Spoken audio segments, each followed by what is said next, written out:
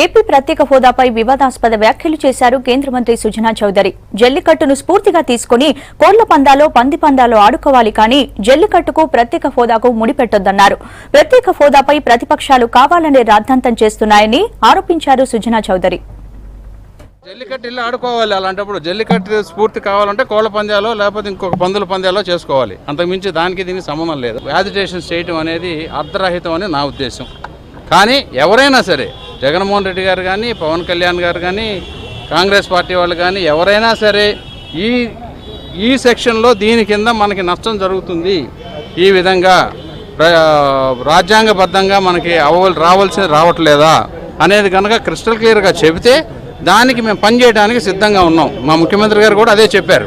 చట్టము 10 సార్లు చదివి దాని ప్రకారం రాష్ట్రానికి ఏది మంచిదైతే అనేది చూసుకొని చంద్రబాబు నాయుడు గారి డైరెక్షన్ ప్రకారం అన్నీ చేసి తీసుకొచ్చాం.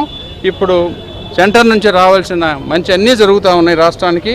అది ఓరవలేక ఏదో ఒకటి చేయాలని చేయడం తప్ప వేరేం కనపట్లేదు నాకు.